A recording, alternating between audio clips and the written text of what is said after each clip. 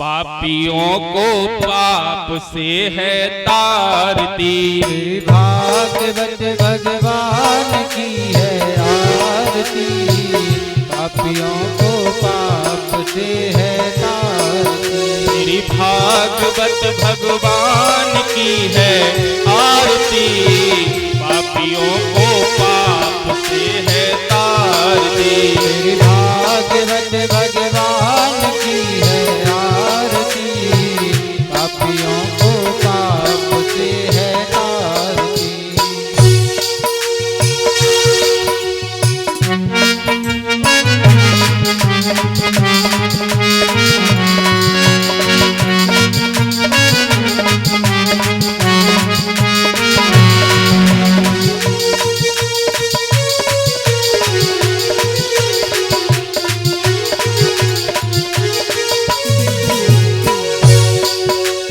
अमर कंत्र ए मुक्ति पंत्र ए पंचम वेद निराला, नबी ज्योति जगाने वाला।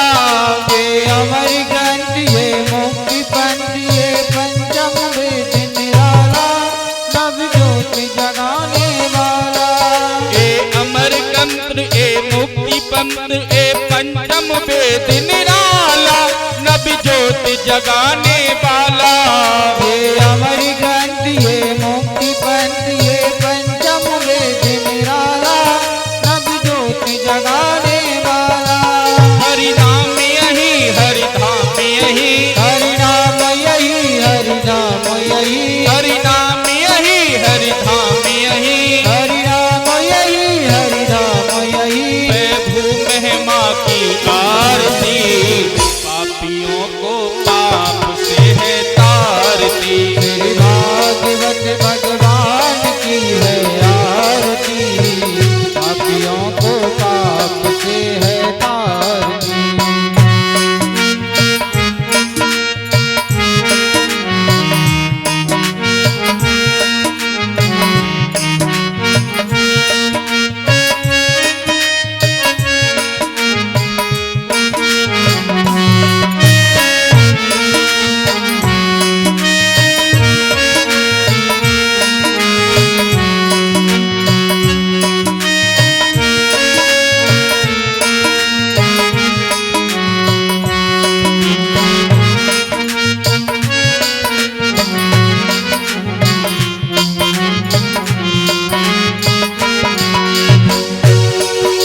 शांति गीत पावन पुनीत पापों को मिटाने वाला, हरि दर्श कराने वाला।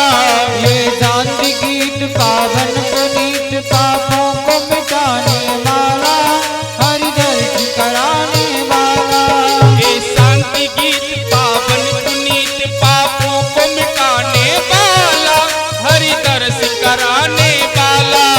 ये शांति गीत पावन पुनीत पापों को मिटाने वाला, हरि दर्श कराने वाला। हे सुख करनी ये दुख हरणी, ये दुख करनी ये दुख हरनी, ये सुख करनी ये दुख हरणी। ये दुख करनी ये दुख हरनी। प्रभु महिमा की आरती, पापियों को पाप से है तारती। मेरी भागवत भगवान की है आरती, पापियों को पाप से है तारती।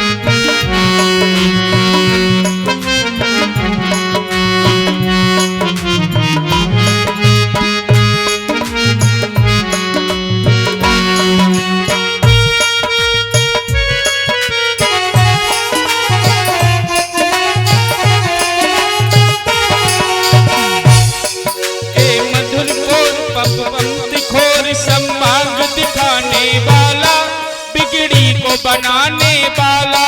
ये मधुर बोल जगबंदी खोल सदमार्ग दिखाने वाला, बिगड़ी को बनाने वाला। ये मधुर बोल मतकंती खोर सन्मार्ग दिखाने वाला, बिगड़ी को बनाने वाला। ये मधुर बोल जगबंदी खोल सदमार्ग दिखाने वाला, बिगड़ी को बनाने वाला।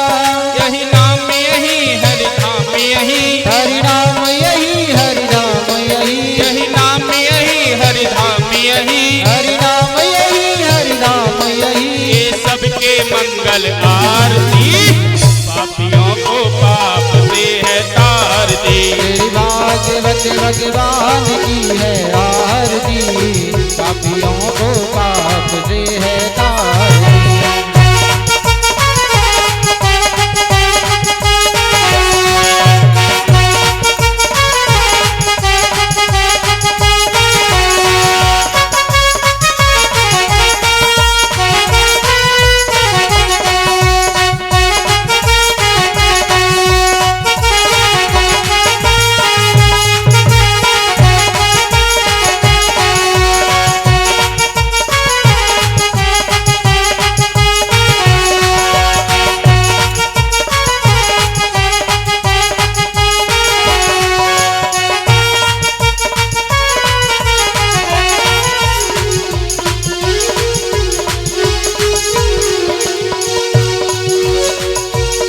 श्री भागवत भगवान की है आरती, पापियों को पाप से है तारती। तेरी भागवत भगवान की है आरती, पापियों को पाप से है तारती।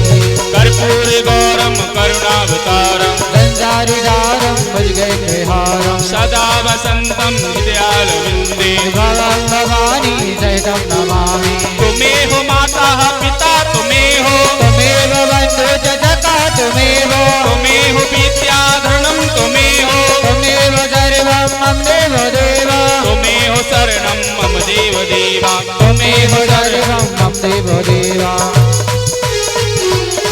श्री भागवत भगवान की है आरती, पापियों को पाप से है तारती। तेरी भागवत भगवान की है आरती, पापियों को पाप से है तारती।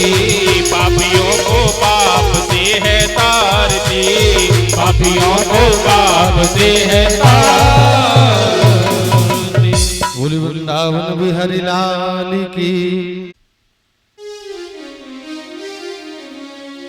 श्री गणेशाय नमः, श्री सरस्वती नमः, श्री परम गुरुभ्यो नमः। कर्मणा जायते जन्तुः, कर्मणेव विलीयते। सुखम दुखम भयम क्षेमम, कर्मणेवाभिपद्यते।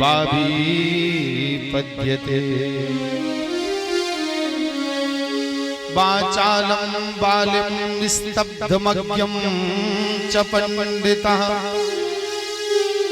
तेनेन्द्रं कृष्णं समाचरे। गोपा ते चतुर्विंशं नाम रूपं गोविंदं जरायुधम्। बोलिए नारायण भगवान की। और धीरे से बोलो भागवत भगवान की। जी आवाज केवल 2-3 ही लोगों की आ रही है बस महाराज। आवाज तो और हमारे पारिश्री भी नहीं बोल रहे, आवाज नहीं आ रही। हमें तो ऐसा लगता है कि शायद फलाहार ज्यादा हो गया महाराज, ऐसा लग रहा है कि फलाहार ज्यादा हो गया। देखो आदमी कब नहीं बोल पाता है, या तो जब बोलने के लायक गुंजाइश न हो। बोले महाराज तुम कह रहे बोलना, बोले यहाँ तो जगह ही नहीं बची पेट में, कैसे बोलेंगे। ध्यान देना। देखो एक दिन और बताया था, जिंदा रहने के लिए भोजन जरूरी है, भाई खाने को भी जरूरी है, लेकिन ये बात पक्की मानना जो जीने को खाते हैं जो जीने को खाते हैं वो आगे चल के योगी बन जाते हैं, और जो खाने को जीते हैं वो आगे चल के रोगी बन जाते हैं। तो खाना भोजन इस शरीर की जरूरत है। देखो भोजन और भजन अंतर केवल एक ही मात्रा का है, नहीं बराबर बात है। भोजन इस शरीर की खुराक है और भजन महाराज इस आत्मा की खुराक है। सीधी सी बात समझ लीजिए। भोजन करोगे वो भी एक दायरे में रहकर। भोजन अगर ज्यादा कर लिया तो फिर क्या होगा, वो जल्दी आपको डॉक्टर के पास ले जाएगा, और डॉक्टर के पास जाओगे तो डॉक्टर साहब क्या कहेंगे, ए भाई जीना है, स्वस्थ रहना है, सीमा में रहो, मर्यादा में रह करके जो कुछ भी खाते हो ना एक सीमा के तहत। तो भोजन बिल्कुल निश्चित करना चाहिए। कभी किसी दिन आपने कम ज्यादा कर लिया ना तो उसी दिन आपकी ये मशीन गड़बड़ हो जाती है। किसी ने जोर जबरदस्ती की, अरे नहीं भाई चलेगा, तो एक दिन चल जाएगा। ऐसे ही आपने एक दो बार और किया तो महाराज ये शरीर बीमार पड़ जाएगा। और भजन बोले भोजन की सीमा है पर भजन की कोई सीमा नहीं होती। और ध्यान रखना, भोजन की तो सीमा बनाइए और भजन की याद बनाइए। जिंदा रहने के लिए भोजन जरूरी है, भोजन से ज्यादा पानी जरूरी है, पानी से ज्यादा वायु हवा जरूरी है। मगर याद रखिए इस संसार में रहना है तो साथ में भगवान का नाम लेना भी जरूरी है। शरीर का श्रृंगार भक्ति है, ध्यान देना। आदमी कितनी तो गोरा हो, वो कितना ही सुंदर हो, ध्यान रखना, कितना तो वो गोरा हो और कितना ही सुंदर हो, तो दुनिया वालों के लिए सुंदर हो सकता है, पर भगवान के लिए सुंदर कौन है? बोले शरीर का श्रृंगार भक्ति है। भक्ति रूपी नदी के दो किनारे हैं, एक राम जी का किनारा है, दूसरा श्याम जी का किनारा है। बीच में भक्ति की धारा बह रही है। आप भी वहां जाइए या किनारे लग जाइए, दोनों प्रकार से उद्धार हो जाएगा। शरीर का असली श्रृंगार साबित हो जाए। गंगा एक है जो भगवान के चरण धोवन से प्रकट हुई। इसलिए और ध्यान देना, इस संसार में आधे क्षण का सत्संग मनुष्य को धर्म, अर्थ, काम, मोक्ष चारों पुरुषार्थ दिलाता है। एक क्षण का, ज्यादा बड़ी बात नहीं। महाराज शायद आप लोगों को मालूम होगा विश्वामित्र जी और वशिष्ठ जी का झगड़ा। विश्वामित्र जी जो थे ना सज्जनों, वो जन्म से क्षत्रिय थे और वशिष्ठ जी महाराज जन्म से ब्राह्मण थे। ध्यान देना। तो विश्वामित्र जी के पास जो सबसे बड़ी शक्ति थी वो कौन सी थी? तप। महाराज सत्संग की शक्ति सबसे बड़ी थी, और इस संसार में सत्संग से बड़ी कोई भी शक्ति नहीं होती। और विश्वामित्र जी के पास कौन सी शक्ति थी सज्जनों? उनके पास जो शक्ति थी वो थी तपस्या की। तो एक बार दोनों में बात विवाद पर झगड़ा हो गया। कैसे झगड़ा हो गया कि विश्वामित्र जी को क्या कहा जाता था, वशिष्ठ जी को क्या कहा जाता था? वशिष्ठ जी को तो कहते थे सब लोग क्या, ब्रह्म ऋषि, और विश्वामित्र जी को राज ऋषि। क्योंकि महाराज भगवान राम जी के दशरथ जी महाराज से जुड़े हुए थे तो राजाओं के पुरोहित थे, इसलिए इन्हें राज ऋषि कहा जाता था। और वशिष्ठ जी महाराज को सज्जनों को ब्रह्म ऋषि कहा जाता था। क्यों? क्योंकि वो जन्म से ब्राह्मण थे। दोनों में एक बात को लेकर झगड़ा हो गया। बोले बताओ, ये ब्रह्म ऋषि और ये महाराज, एक तो ब्रह्म ऋषि है और दूसरे राज ऋषि है। तो राज ऋषि जो शब्द है ना, ये थोड़ा बड़ा होता है, ब्रह्म ऋषि विषय अलग हो जाता है। तो दोनों में शर्त हो गई। बोले ये फैसला करो कि उन दोनों में बड़ा कौन है, बल, बुद्धि और विवेक। तो ध्यान देना, विश्वामित्र जी महाराज ने अपने सत्संग का एक क्षण, केवल एक क्षण दिया था और वहां 1000 वर्षों का तपस्या का फल जल के नष्ट हो गया था सज्जनों। किनका? वशिष्ठ जी महाराज का 1000 वर्षों का तपस्या का फल जल के नष्ट हो गया। तो दोनों ने फिर भगवान से पूछा, भगवान महादेव जी से, प्रभु ये कैसे संभव है? भगवान कहते हैं, बोले संसार में सत्संग ही एक ऐसी जड़ है जिससे धर्म, अर्थ, काम और मोक्ष चारों पुरुषार्थों की प्राप्ति की जा सकती है। और सत्संग से बड़ा संसार में और कुछ नहीं होता। सत्संग सुनना भी चाहिए, सत्संग करना भी चाहिए। जब जहां जैसा मौका मिल जाए तैसा करना चाहिए, लेकिन नियम बना लेना चाहिए कि मुझे हर हालत में रोज भगवान की इन कानों से कथा सुननी है। और जिस दिन कथा सुनने को ना मिले ना, तो उस दिन किसी को बहाना बनाओ और बहाना बना के भगवान की कथा उसे सुनाओ। महाराज, जो आप कथा जानते हो, जितनी भी कथा आप जानते हो, उतनी कथा दूसरों को बहाना बना करके सुनाइए, क्योंकि भगवान की कथा से ही चारों पुरुषार्थ हमें मिल सकते हैं। और कलयुग के कुलसित पाप और कलयुग के बड़े बड़े पाप जो है ना, उन पापों से बचने का भी मार्ग भगवान की ही कथा। कथा को पकड़ना मतलब भगवान के सीधे चरणों को पकड़ना। महाराज, क्यों कि ये जो युग चल रहा है, इस युग में चारों तरफ पाप ही पाप नजर आ रहा है। और इस संसार में ऐसा कोई नहीं महाराज जो पाप से बच सके। और पाप से बचने का एक ही उपाय है, बोले भगवान का नाम। एक और रास्ता बताते हैं, बोले जब भी भगवान का भजन करो, पूजन करो, जब भी भगवान के सामने जाओ, मन में ऐसा लगे कि मुझसे कोई गलती हुई है, अपराध हुआ है, तो 3 बार श्री हरये नमः बोल लिया करे। क्या?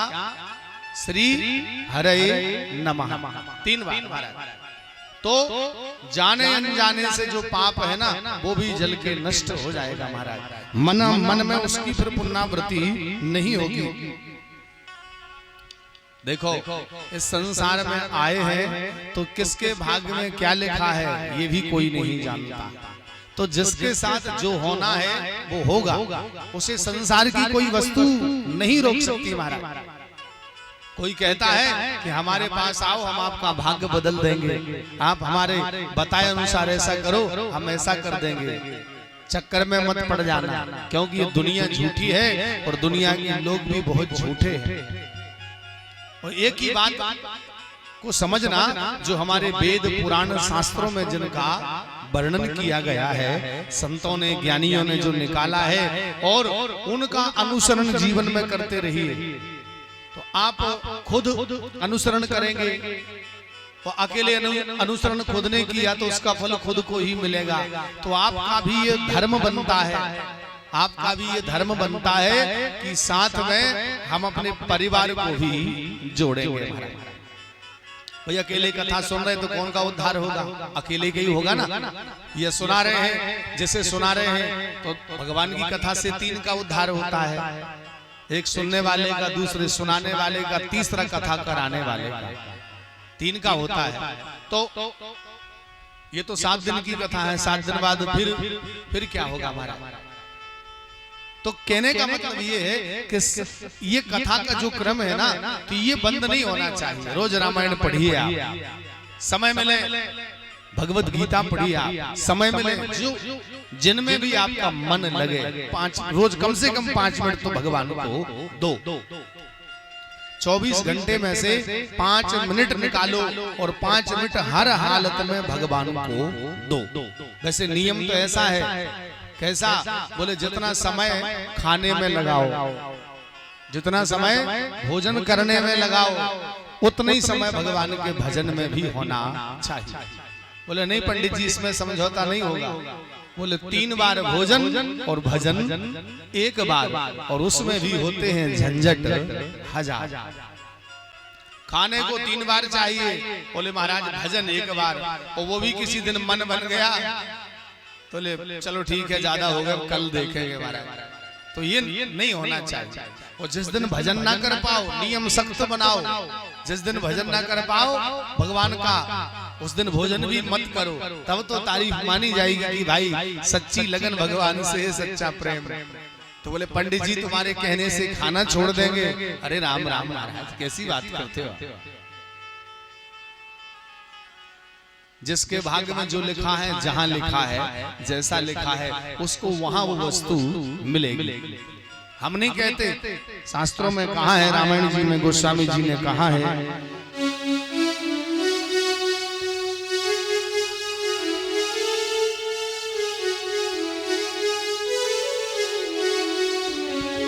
जन्म विवाह मरण गति होई, जहाँ जस लिखा तहाँ तस होई।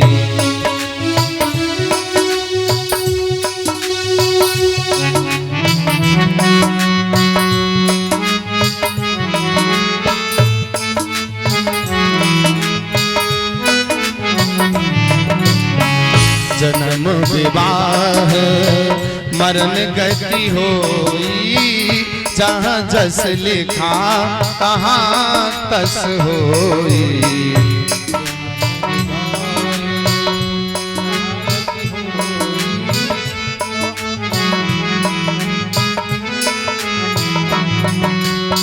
जन्म विवाह मरण गति होई, जहाँ जस लिखा तहाँ तस होई।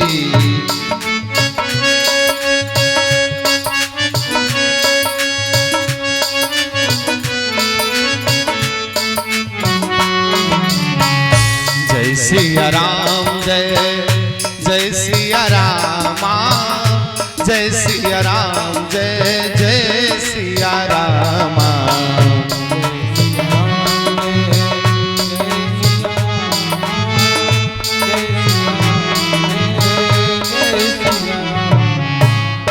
बोलिए नारायण भगवान की। तो ध्यान रखना, जिसके भाग्य में जो लिखा है भगवान उसे वो वहां देते हैं महाराज। लेकिन हमें क्या करना है, बोले अपने कर्मों को सुधारना है बस। आदमी से अच्छा है जानवर। कहोगे बोले पंडित जी कैसी बात करते हो, आदमी से अच्छा है वो 4 पैर का जानवर। कहो क्यों? क्यों? क्योंकि उसके मन में एक ही इच्छा होती है। वो संसार में आता है तो उसके मन में एक ही इच्छा होती है। कौन सी? बोले महाराज कुछ मिले ना मिले, बस मुझे तो केवल पेट भर खाने को मिलता रहे बस, और वो कुछ चाहता भी नहीं।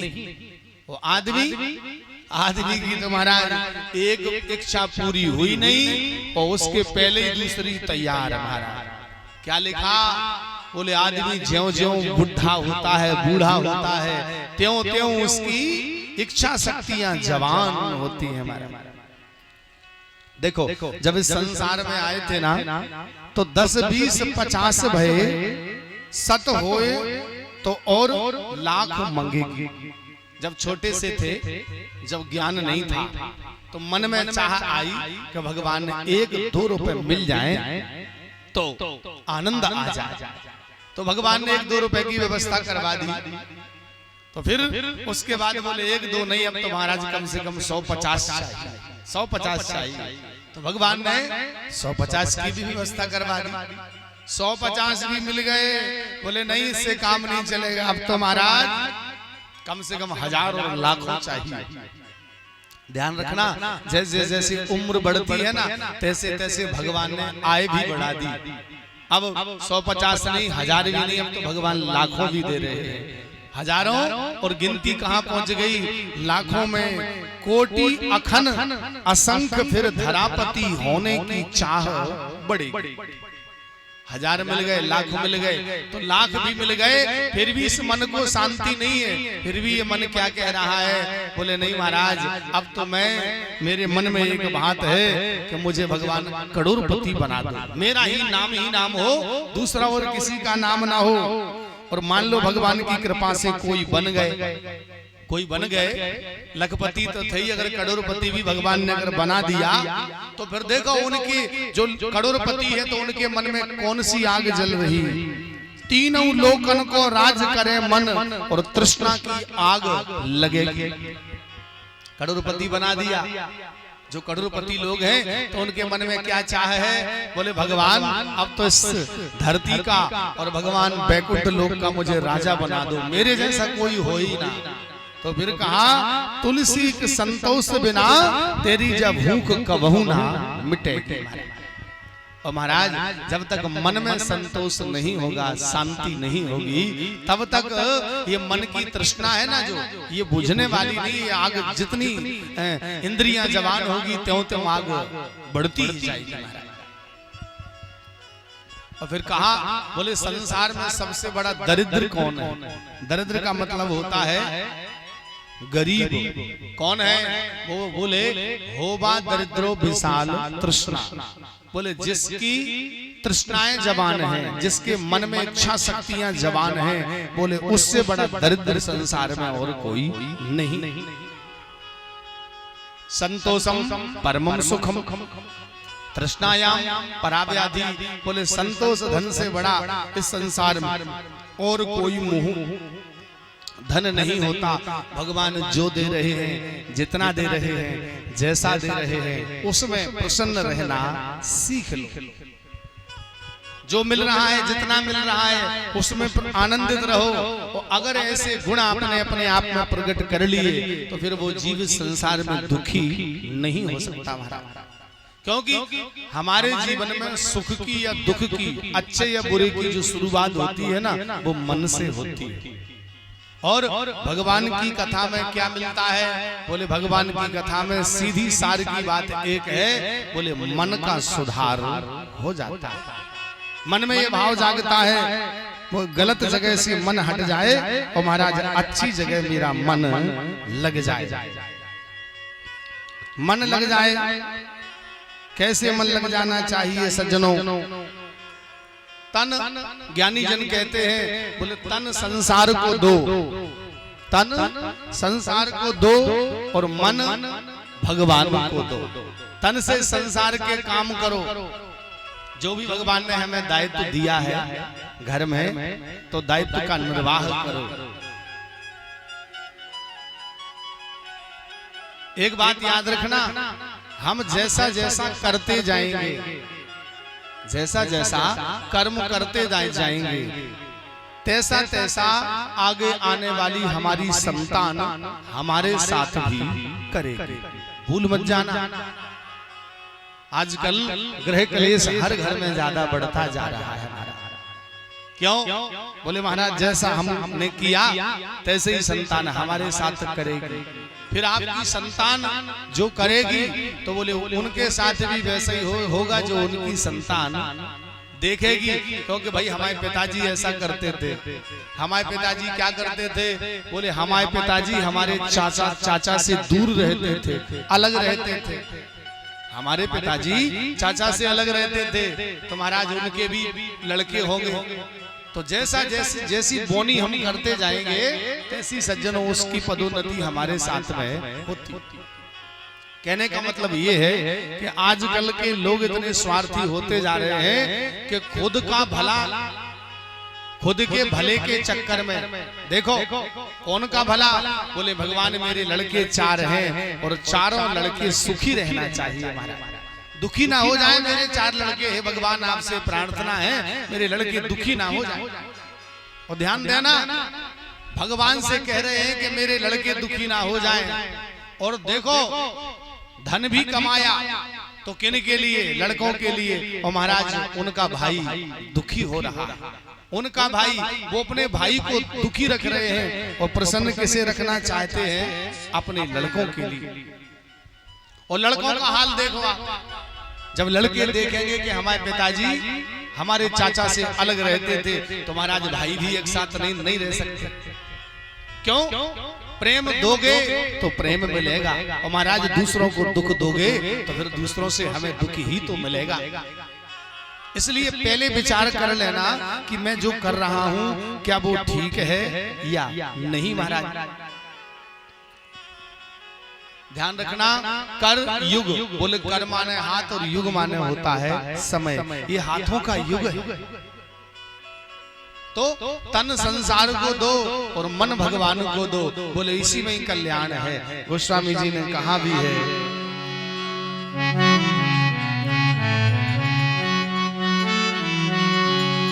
कर से कर्म करहु विधि नाना,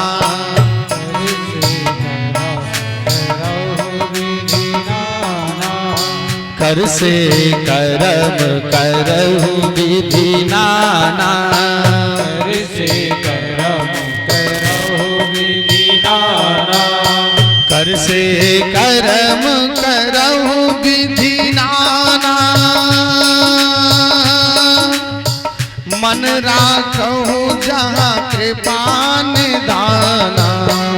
कर से कर्म करहु विधि नाना, मन राखहु जहाँ कृपा निधाना।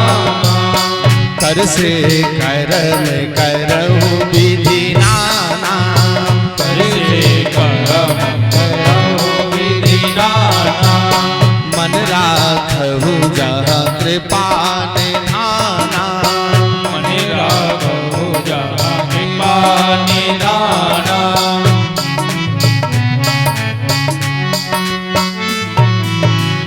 बोलिए नारायण भगवान की जय हो। सज्जनों, मानव जीवन में कभी शुभ समय के चक्कर में मत रहना। जो भी अच्छा काम करना हो उसकी शुरुआत जब मन में आ जाए तभी शुरुआत कर देना चाहिए, क्योंकि शुभ समय ना तो होता है और ना ही आता है। किस काम के लिए? अच्छे काम के लिए। वो आदमी उल्टा करते हैं, बोले जब अच्छा काम करेंगे तो मुहूर्त निकलवाएंगे, और जब बुरा काम करेंगे तो महाराज पड़ोसी को भी नहीं बताएंगे। ध्यान रखना, मुहूर्त निकलवाना है ना तो बुरे काम का मुहूर्त निकलवाओ। बोले क्यों? बोले पंडित जी हम कल से वो ऐसा काम कर रहे हैं। कौन सा? बोले बुरा काम कर रहे हैं। मुहूर्त निकलवाओ बुरे काम का, अच्छे काम का कभी कोई मुहूर्त नहीं होता। आप सब जानते हो मुहूर्त किसने निकाला था? वशिष्ठ जी ने।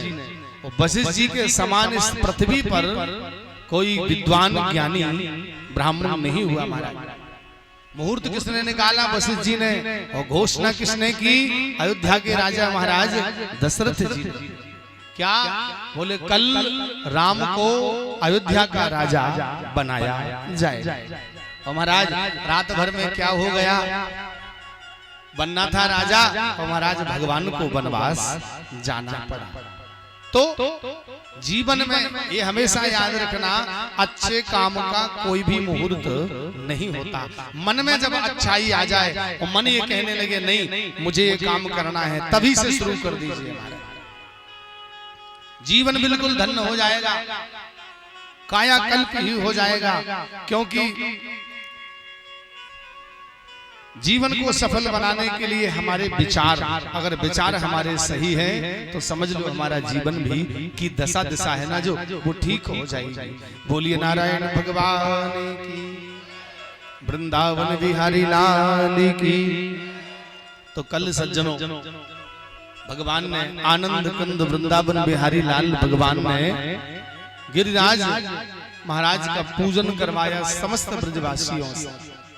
सारे ब्रजवासियों ने बड़े भाव से मिलजुल कर प्रेम से पूजन किया। इतने में वहां नारद जी आए तो नारद जी ने एक बड़ा कौतुक देखा। और नारद जी ने क्या कौतुक देखा? सबको गोवर्धन महाराज का पूजन करते नारद जी ने देखा। और देखकर नारद जी सीधे पहुंचे देवराज इंद्र के यहाँ और अपनी वीणा बजाई, नारायण नारायण नारायण। इंद्र, अरे तुम ये नृत्य देख रहे हो, बड़े आराम से बैठे हो, और देखो वो ब्रजवासी जो हर साल तुम्हारी पूजा करते थे, आज वो ब्रजवासी कोई गोवर्धन नाम के पर्वत की पूजा कर रहे हैं। इंद्र ने सुना, उठ के खड़े हो अब भाई देखो, मैं तो जो देख के आया हूं वो बताया, बाकी तुम जानो वो जाने, मैं तो चला। नारायण नारायण नारायण,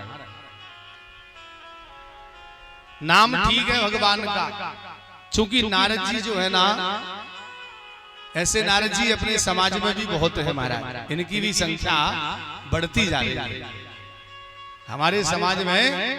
ऐसे नारद जी, ध्यान रखना, नारद जी बनने की कोशिश मत करना महाराज, क्योंकि वो भगवान के हैं। वो कौन के हैं? भगवान के हैं। 24 घंटे 8 याम हमेशा भगवान के नाम का चिंतन करते हैं। और हम विचार करें कि हम भगवान का कितना भजन करते हैं, कितना नाम लेते हैं, कब कब लेते हैं। संतों ने तो यहाँ तक कह दिया, बोले 5 पहर धंधे गए, 3 पहर गए सोए, और 1 पहर हरि नाम बिन सो मुक्ति कहां से होए। ध्यान देना, हमें नारद जी नहीं बनना है महाराज। हमें कौन बनना है? बोले हमें हमारे जीवन में भगवान राम जी के जैसे आचरण और उन जैसा व्यवहार हमारे जीवन में हो जाए, बस यही बहुत है। और जिसने भगवान राम जी के जीवन में जो गुण हैं, जो आचरण हैं, उनमें से 1-2 को ही उतार लिया, इतने में ही जीवन धन्य हो गया। और ध्यान रखना, राम जी जैसे गुण जिसके अंदर आ गए ना, तो फिर शास्त्रों में कहा, जा पर कृपा राम की होई, सो ता पर कृपा करही सब कोई। संसार में सब कृपा करेंगे, पर भी ये होगा कब? जब मन में भाव भरत जी महाराज जैसा होगा। भगवान राम जी के एक भाई है भरत जी महाराज, इन जैसा भाव मन में हो जाएगा। भरत जी के मन में क्या भाव? बोले सिया राम मैं सब जग जान, और करहूं प्रणाम जोरी जुग पाई। सारे संसार में जो भी नजर आए, चाहे आपसे छोटा हो और चाहे हमसे वो बड़ा हो, हमने मन में क्या रखना है? समभाव। सब में किसे देखना है? भगवान राम और माँ जानकी जी। ध्यान देना। और फिर गोस्वामी जी ने कहा, बोले आपकी बुद्धि अगर समत्व हो गई, समभाव आपके मन में जाग गया, सारे जगत में आपका कोई शत्रु नहीं है महाराज, और सब में आप भगवान के दर्शन कर रहे हैं। तो उनने कहा, बोले जीवन में ये गुण उतार लो तो इसी जन्म में भगवान मिल जाएंगे। किसने कहा? तुलसीदास जी महाराज। कौन से गुण? बोले सत्य वचन और दीनता। सत्य वचन और दीनता पर नारी मात समान। और इतने पर हरि नाम ले तो तुलसीदास जवान। सीधी सी बात। ये गुण अपने जीवन में उतारो, करके देखो महाराज। लेकिन कहने में और करने में बड़ा फर्क हो जाता है। सबसे पहली बात है मन का सुधार हो जाए। तो हमें क्या करना है? नारद जी नहीं बनना है। और ध्यान देना, जो नारद जी बनते हैं महाराज, उनकी गति बहुत बुरी हो जाती है। तो नारद जी तो कह के चले गए। इंद्र ने अपने एक दूत को बुलाया, उससे कहा, बोले भाई तू जा और जा करके देख करके आ। वो दौड़ा दौड़ा गया और उसने पूरा ब्रज का हाल देवराज इंद्र को सुनाया। इंद्र ने अपने बहुत बड़े मेघ को बुलाया। मेघ माने होता है बादल, जो सबसे बड़ा बादल था, जिसका नाम था समवर्त। उस मेघ को बुलाया और उस मेघ से कहा, बोले भाई तू जा और ब्रज मंडल में इतना जल बरसा, इतना जल बरसा कि आज से पहले इतना जल कभी ना बरसा। सज्जनों, वो गया, उसने बड़ा घनघोर जल बरसाया। बड़ा घनघोर जल बरसाने लगा, इतना जल बरसाया उसने। भगवान ने सबसे पहले अगस्त जी को बुलाया। ये अगस्त जी कौन है? भगवान ने अगस्त जी से कहा, बोले महाराज पिछले जन्म की जो उधारी है हमारी आपकी, आ जा। अगस्त जी कौन थे? बोले भगवान राम जी जब इस धरा पर आए थे तो वनवास में थे। मां जानकी जी एकादशी का व्रत करती थी। जानकी जी ने व्रत किया एकादशी का, तो द्वादशी को किसी संत को भोजन करवाती थी। तो मैया जानती नहीं थी, अगस्त जी मिल गए तो इनका ही निमंत्रण करा आई।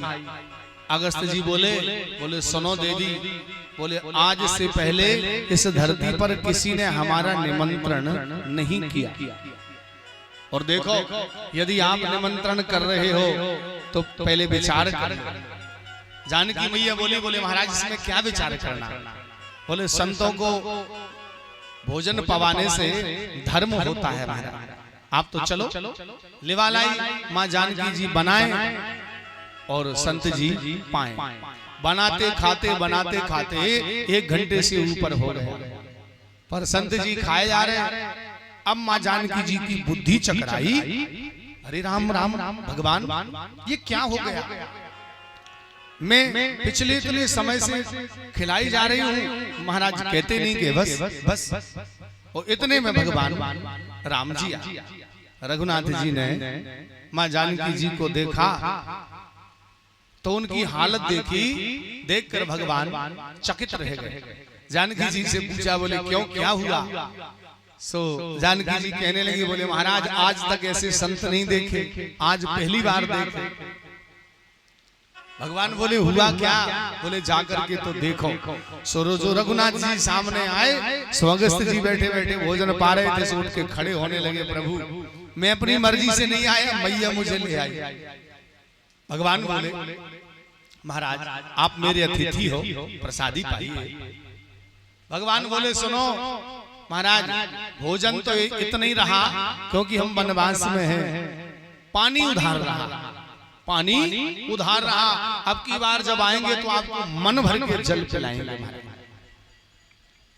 भगवान ने माँ जानकी जी से कहा, बोले सुनो ये वो संत हैं जो ओम केशवाय नमः, ओम माधवाय नमः, ओम गोविंदाय नमः, बोले 3 आचमनी जल में पूरा का पूरा समुद्र पी गए थे महाराज। तुरंत तो ये अगस्त जी महाराज सज्जनों, भगवान ने अगस्त जी को बुला लिया और गोवर्धन के ऊपर बिठा दिया। और अब जल बरसे सो ब्रजवासी कहें, बोले और ना मानो हमारी बात, और मानो या कन्हैया की बात। लो कहा था हमने कि इंद्र नाराज हो गए। देखो आज एक भी नहीं बचने वाला, कोई नहीं बचेगा। बोले जब जल ही जल होगा ब्रज भूमि में, और कुछ होगा ही नहीं। भगवान बोले क्यों दाऊ, ए दाऊ मैंने कहा था कि अगर इंद्र की पूजा नहीं करोगे तो इतना जल बरसेगा, इतना कि आज तक ब्रज में नहीं बरसा होगा। और देख लो बरस रहा है। तो सारे ग्वाल वाले ब्रजवासी सब आए गए और हाथ जोड़ के कहने लगे, बोले कन्हैया यो तो सब ठीक है, बोले अब यो बताओ कि अब हम तुम आप सबकी रक्षा कैसे हो। भगवान बोले पूजा किसकी की, बोले गोवर्धन महाराज की। तो बोले उन्हीं की शरण में चलो, उनसे ही निवेदन करो। तो देखो गोवर्धन महाराज की शरण में गए, निवेदन किया। तो भगवान ने बात की बात में गोवर्धन महाराज को अपने दाहिने हाथ की सबसे छोटी उंगली के ऊपर गोवर्धन महाराज को धारण कर लिया। बोलिए गिरिराज धरण भगवान की। और उस समय भगवान कृष्ण की उम्र कितनी थी, 7 वर्ष, केवल 7 साल के थे। और गोवर्धन को धारण कर लिया। सब गौएं बछड़े ग्वाल वाल सब ब्रजवासी गोवर्धन के नीचे आए गए।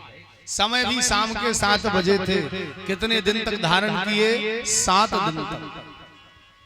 और 4, 5, 6, 7वां दिन था तो ब्रजवासियों ने देखा, बोले कन्हैया तुम थक गए होगे, ऐसा कर लो तनक विश्राम कर लो। भाई 7 साल के हो, कोई ज्यादा उम्र थोड़ी है। भगवान कहने लगे, बोले नहीं भाई रहने दो, मैं ठीक हूं। अरे नहीं, ब्रजवासी बोले तुम का समझोगे, केवल ताकत तुम में ही है, हम लोगों में कछु ना है। भगवान बोले भाई मैंने तो ऐसा कछु ना है। बोलो सबने बांस के डंडे लिए और किनारे किनारे पर वो बांस के डंडे खड़े कर लिए। और बोले कन्हैया एक काम करो, तुम उंगली अपनी ये उंगलियां अलग कर लो।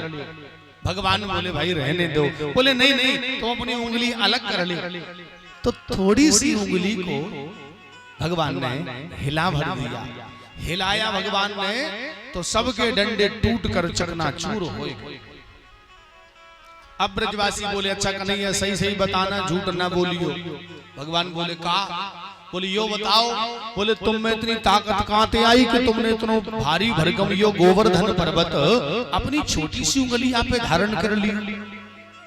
भगवान बोले बताएं। बोले हाँ। तो बोले कछु माखन को बल बढ़ो। काय को बल बढ़ो? माखन को बल बढ़ो। तो ब्रजवासी बोले तभी हम सोचे। बोले आजकल हम इतने कमजोर दुबले पतले काय होवे। बोले यो नंद को छोरा कन्हैया हमारे घर आए माखन की चोरी करन। तो बोले माखन की चोरी तो करे, बोले साथ में हमारी शक्ति और चुराए ले जाए। आज मालूम भयो या दिन के लाने।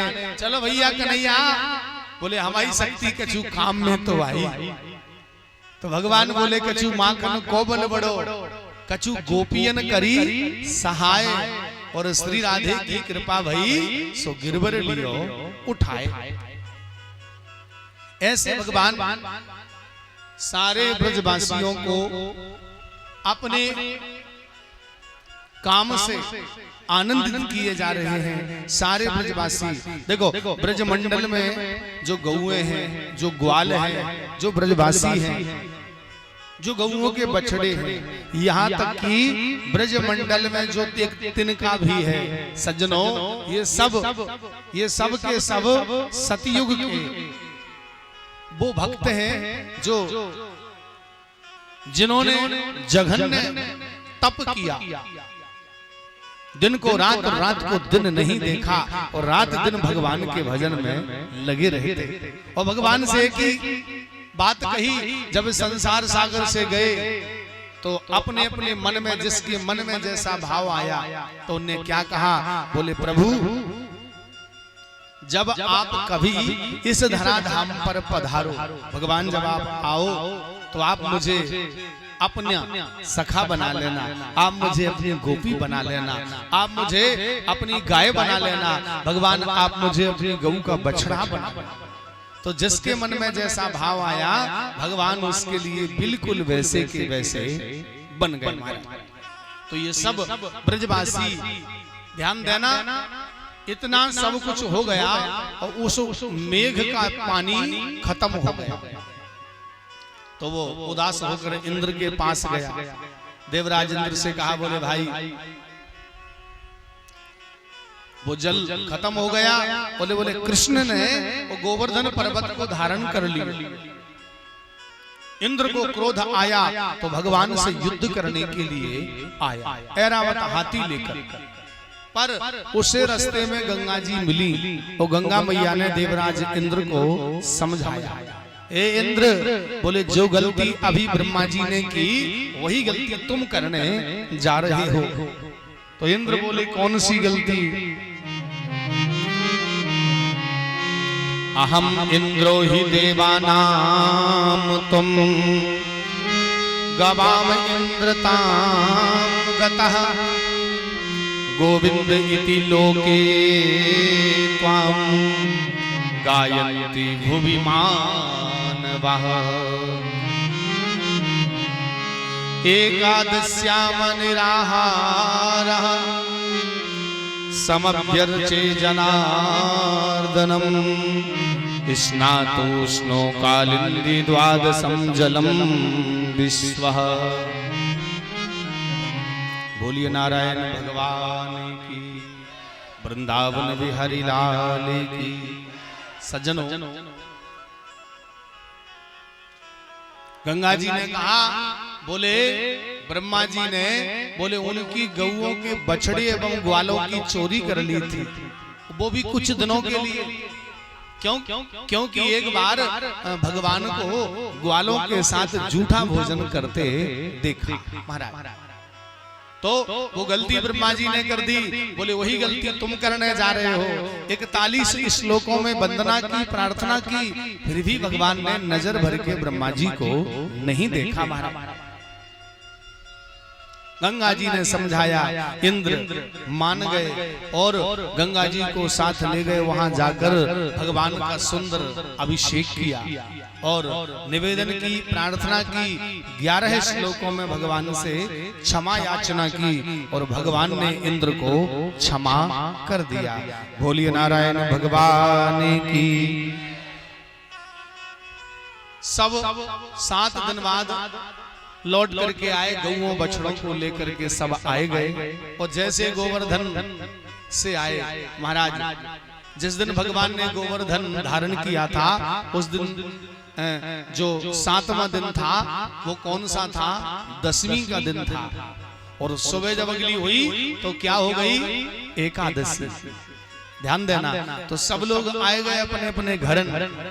नंद बाबा एकादशी को व्रत करें। देखो, नंद बाबा एकादशी को व्रत करें और छोटे से सालिग्राम जी घर में रखें। हर घर में सालिग्राम जी होना चाहिए। सालिग्राम जी काले पत्थर के होते हैं महाराज।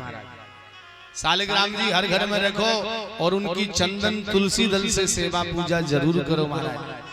तो नंद बाबा करते थे और बढ़िया उनको दूध, दही, घी, शक्कर, शहद में रोज नहलाते थे। छोटे से कन्हैया देखते थे, बोले देखो बाबा ये काला काला पत्थर लिए और उसको इतना कुछ करते, देखो बढ़िया नहलाते। बोले इतने दिनों से ये नहाए जा रहे तो मुंह को तो ऐसा लगे कि ये तो बहुत मीठे हो गए।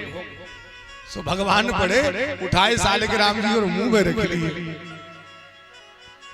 मुंह में रख लिए। बाबा पीछे पड़े, ए लाला यो का करे ते? अरे लाला ये भगवान हो गए। भगवान कहे, अरे बाबा भगवान मैं हूँ, भगवान तो मैं। भगवान कहे, लाला जो असली भगवान हो गए वाको तुम पहचानो ना, और यो पत्थर को तुम भगवान समझो। भगवान की बड़ी विचित्र लीलाएं हो ही रही। और देखो नंद बाबा एकादशी का व्रत करते थे तो रात में सोए, शाम को तो बोले सुबह एकादशी है, तो समय देखा नहीं और लगभग ये समझा कि सुबह के 4 बज गए। रोज ब्रह्म मुहूर्त में उठते थे। तो नंद बाबा ने और उठ कितने बजे गए? 12 बजे। और रात में 12 बजे गए तो सरोवर में नहाने गए। और ध्यान रखना, रात में 12 से 4 जलाशय में स्नान नहीं करना चाहिए। नदी, कुआं, तालाब, इन जगहों पर रात में 12 से 4 नहाना मना है। जरूरी अगर है तो घर में जो जल है उसी से स्नान किया जाए। तो क्यों? बोले जो जल के देवता है वरुण, वो सो जाते हैं और उसमें जो स्नान किया जाता है ना, तो फिर वो स्नान का फल नहीं मिलता महाराज। क्यों? जल के देवता वरुण है ही नहीं, तो आप वैसे ही नहाते रहो, वरुण देवता वहां से चले जाते। तो नंद बाबा ने जैसे ही स्नान किया तो जो उनके वरुण के देवता के जो और साथी थे उनने पकड़ लिया। बोले हे बाबा ये समय क्या है? ये नहाने का समय है। उनको पकड़ के कहां ले गए? वरुण लोक। और वरुण लोक में ले जा करके मोटी मोटी रस्सियों से बांध दिए। और वरुण देव ने कहा, बोले कैसे बांध लाए? बोले महाराज हम नहीं जानते, कोई नहा रहा था रात में 12 बजे तो देखा हमने, तो पकड़ के बांध लाए। और नंद बाबा के साथ में एक और कोई ग्वाल हो गए। वो दौड़ लगाई के गयो और जाकर के भगवान से कही, एक कन्हैया तेरे बाबा सरोवर में स्नान करने गए, तो बोले तेरे बाबा ने डुबकी लगाई तो बाहर आई। वो लाला बोलो, बोले कन्हैया मुंह को तो ऐसो मालूम हो गए, बोले तेरे बाबा सरोवर में डूब गए। भगवान ने सुनी सो घबरा के दौड़े दौड़े कन्हैया भागे। और दौड़े दौड़े कन्हैया भागे और भाग करके जा करके भगवान सीधे छलांग लगाए गए। छलांग लगाई दी प्रभु ने, अंदर पहुंचे सीधे वरुण लोक में। और जल के देवता वरुण ने जो भगवान को आते देखा सो उठ के खड़े हो गए, दोनों हाथ जोड़ लिए और नंद बाबा मोटी मोटी रस्सियों से बंधे, और नंद बाबा देख रहे, बताओ बताओ ये इतने हट्टे कट्टे मोटे तगड़े, अरे भाई इतने हट्टे कट्टे मोटे तगड़े, मेरे कन्हैया को देखो सो हाथ जोड़ लियो, अरे मालूम चले मेरो कन्हैया कछु पहुंचो भौ भौ बे महाराज, यो कछु जानत। तो बाबा को कन्हैया देखे, भगवान बाबा को देखे सो देख के मुस्कुराए, और बाबा कन्हैया को देखे सो बड़ी लंबी मोटी मोटी आंखें निकाल। भगवान पहुंचे, बोले